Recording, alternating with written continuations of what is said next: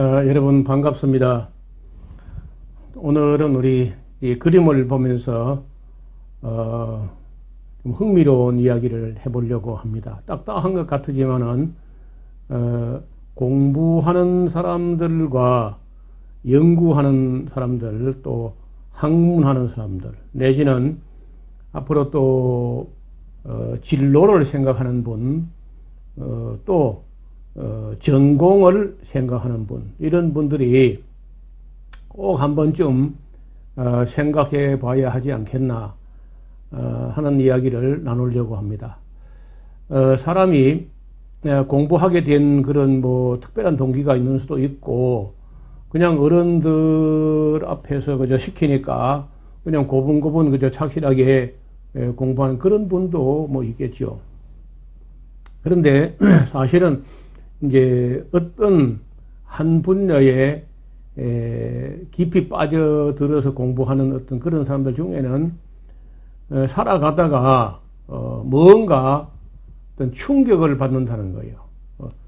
여기 보면은 이 빨간 동그라미를 보시면 여기에 우리말로 놀라움, 경이, wonder, surprise, amazing, shock, shocking, 이런 말로도 할 수 있는 말인데, 하여간 살아가다가 예사롭지 않은 어떤 일을 부닥치거나 맞닥뜨리거나 했을 때 사람은 생각을 한다는 거예요.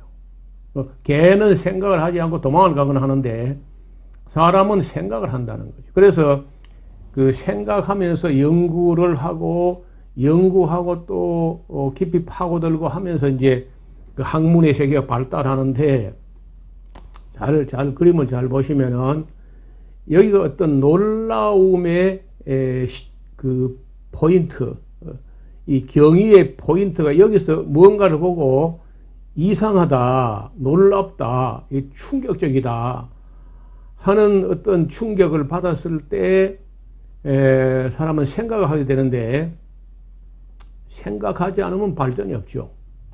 근데 생각을 하는데 그 생각하는 방향이 크게 두 가지로 나뉜다는 거예요. 어떤 생각이냐면은 화살을 펴보시면은 원인 쪽으로 거슬러 올라가는 생각을 하는 사람이 있어요. 원인. 그 다음에 이게 앞으로 이래가지고 이게 어떻게 될 것인가 하고 결과적으로 또 파내려가는 그런 생각의 방향이 있습니다. 그래서 옛날에 그 학자들 어른들이 이 원인 쪽으로 캐 올라가는 이런 그 방향을 형이상학이라고 해요. 형이상학, 메타피직스라고. 형이상학이라고 했습니다. 그래서 거기는 이제 철학이나 신학이나 계시나 이런 쪽은 다 이게 형이상학 쪽으로 방향이 원인 쪽을 찾아 연구하는 겁니다. 그래 반면에 또 결과적으로 이렇게 분석을 해 내려가는 학문인데, 이걸 보통 우리가 과학이라고 해요. 과학 혹은 그 물질적인 과학, 피지컬 사이언스라고 그러죠. 그래서 이 피지컬 사이언스가 또 역시 둘로 나누는데, 아시는 대로 이제 어릴 때 유치원, 영학이, 유학이 이런 데서 출발해가지고 초등학교, 중등학교, 고등학교, 대학교 이렇게 내려가는데요. 더 세밀하게 더 파고 내려가는 겁니다. 형이하학이라고 할 수 있겠죠. 형이상학의 반대말로 하면은 형이하학이라고 하는데, 자연과학이 있고 이 과학에도 인문과학이 있다는 겁니다. 그래서 이 자연과학으로 가는 사람이 있고, 이제 이공계, 인문과학 혹은 인문계 이렇게 말합니다. 둘 다 과학입니다. 자연과학도 과학이고 인문과학도 과학이에요. 그 대학을 가서는 이제 1학년 때는 되게 대학의 교양 과목을 이제 다루다가 전공 쪽으로 가면은 역시 그 인문과학 쪽에 맨 오른쪽에는 학문이 심리학이라는 학문이 있습니다. 인간 내면의 가장 깊은 곳을 들여다보는 그런 학문이 바로 심리학이죠. 반면에 인간이 이 오른쪽 그 인간 내면을 들여다보는 이 오른쪽이 아니고 인간 외적으로 인간에게서 멀리 내다보는 학문이 있는데 바깥쪽으로 그것은 천문학이야. 그래서 이 대학의 학문을 도식화한다면은 인문과학의 맨 오른편에는 심리학이 있겠고 자연과학의 맨 멀리는 천문학이 있다고 할 수 있습니다. 그래서 이제 이 안에는 수많은 학과들이 한 100가지 이상의 학과들이 있어가지고 그 한 분야에서 어느 한 분야를 전공하고 또 더 넘어서 새로운 학설을 써서 학위를 받고 이제 이렇게도 합니다. 그래서 여기까지 우리가 공부할 수 있는 이 빨간 선, 여기 맨 위에 빨간 선을 보면은 여기가 인지의 한계, 인간의 인지의 한계선을 이렇게 정하고 있는데 하나님이란 분은요 우리 인지 한계 너머에 있습니다. 그래서 우리가 연구 대상이 아닙니다. 하나님 우리가 연구한다고 알 수 있는 게 아니고 그 공부한다고 알 수 있는 게 아니고 심지어 신학을 해도 하나님을 다 알거나 그렇지 못해요. 그래서 다만 이제 사람들이 이런 과학 하면서 과학을 중요시하고 과학이 그 요즘은 절대시 되고 하는데 놀랍게도 인문과학이든 자연과학이든 다 해도 만족이 되지 않습니다. 그리고 이 모든 놀라움, 모든 경이로움들이 다 해소가 안 돼요. 그래서 결국은 이제 이 과학을 다 해봐 안 되기 때문에 철학을 하게 됩니다. 철학. 그래서 사실은 일반 기초 학문이라고 하는 이런 학문을 한 후에 또 과학을 어느 정도 섭렵한 후에 철학을 해야 돼요. 그리고 이제 철학으로 하면 그러면 모든 게 다 만족해지느냐? 그렇지 않습니다. 철학을 하면 할수록 인간의 한계를 느끼고 모르겠다는 거예요. 뭔지, 뭐가 어떻게 된 건지. 그 철학을 해도 만족이 안 되기 때문에 결국은 신학을 합니다. 그러면 신학을 하면은 그 인간의 이론적인 신학이 그 모든 걸 또 만족하느냐? 그렇지 못해요. 인간이 아무리 과학과 철학과 신학을 해도 인지의 한계가 있고 알 수 있는 건 제한적이라. 그래서 결국은 우리가 마지막으로 알고 싶은 게 보이지 않는 세계, 이 메타피직스, 피지컬한 이런 그 물질계를 넘어서서 그 너머에 있는 세계를 보려고 하기 때문에 과학으로도 안 되고 철학으로도 안 되고 신학으로도 안 돼요. 그래서 결국은 이제 계시에 의존하게 되는데 우리는 그 계시가 기록된 책을 성경책이라고 합니다. 성경책.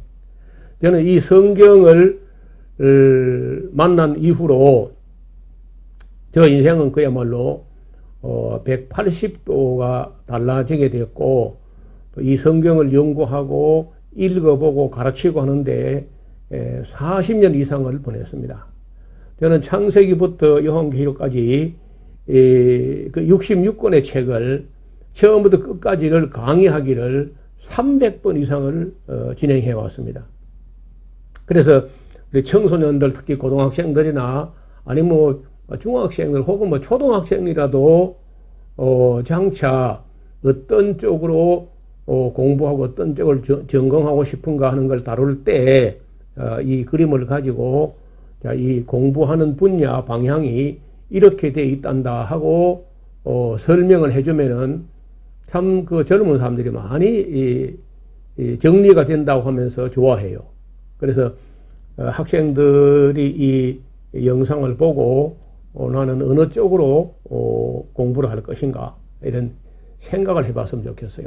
그리고 이런 과학을 하는 사람들이 이쪽으로 내려가면 분자, 원자, 중성자, 아니면 전자, 미립자 이런 걸로 내려가서 하나님 안 보입니다. 그거 다 부서지고 쪼개고 또 쪼개면 먼지만 나지 그 하나님 안 보이는 거예요. 왜냐하면 그 결과 쪽으로 갔기 때문에 안 보이는 겁니다. 그리고 우리가 하나님을 알려고 하면은 이 피지컬 사이언스로 가야 되는 게 아니고 방향 이쪽 방향으로 위로 원인 쪽으로 찾아 올라가는 쪽으로 가야 되는데 이것은 유관으로 볼 수 있는 게 아니야. 결국은 우리가 생각을 해보고 또 그리고 신학에 의존할 수밖에 없고 그다음에 신학으로도 이제 인간의 신학에 완전치 못하기 때문에 그 계시에 의존하게 되는데 그 계시는 하나님께서 인간들이 알아야 할 만큼을 계시하셨다는 거예요. 알아야 하고 알 수 있고 하는 그런 정도 분량을 성경이란 책에 계시해 놓았습니다. 이걸 우리가 특별 계시라고 그래요. 물론 하나님께서는 자기가 만드신 그 만물 속에 작품 속에도 하나님의 솜씨와 그 능력과 신성과 영광이 들어 보이고 하나님의 지문이 보인다 할 정도로 전능자의 절대자의 그 디자인의 흔적이 있습니다. 그래도 그것만 가지고는 하나님의 심정까지 헤아리기는 어려워요. 그래서 하나님의 마음과 하나님 심정까지 헤아리기 위해서는 반드시 이 계시 즉 성경을 봐야 하고 성경을 본다고 또 알아지느냐? 성경을 진심으로 보고 또 성실하게 보고 겸손하게 보고 진리를 참 사모하고 그런 순수한 그런 사람에게 하나님의 영, 성령, 홀리 스피릿이라고 하는데 이 성령이 도와주셔야 돼요. 성령의 조명이라고 하는데 그 일루미네이션, 성령이 이 우리 내면에 조명을 해주면서 성경이 보이기 시작할 때 그때 우리는 계시를 통해서 이 성경을 통해서 정말 하나님을 알아가게 됩니다. 그런 후에 그 알아가면서 믿어지고 믿어가지고 또 알아지고 이렇게 이제 하는데 대부분 우리가 사람들이 이 피지컬 사이언스 즉 먼지 나는 쪽으로 그 사물을 다 쪼개고 가지고 분자, 원자, 중성자, 쿼크, 뭐 밀입자 이걸 보고 하나님보다 이렇게 하면 안 돼요. 원인 쪽으로 이 메타피직스 형이상학 쪽으로 생각해서 철학을 한 후에 신학을 통해서 또 계시를 우리가 계시가 되는 성경을 읽어보고 성경도 한 번 읽어서 보이지 않습니다. 정말 진실하고 성실하게 정직하게 겸손하게 진리를 찾고 사모하는 사람에게 성령이 그 내적 조명이 있어야만 그 하나님의 도우심이 있어야만 성경이 보이게 되고 그때 우리가 정말 하나님을 알아가게 돼요. 그리고 이제 하나님께 예배하고 경배하고 존경하고 사랑하고 이렇게 되는 세계가 기독교라는 세계입니다.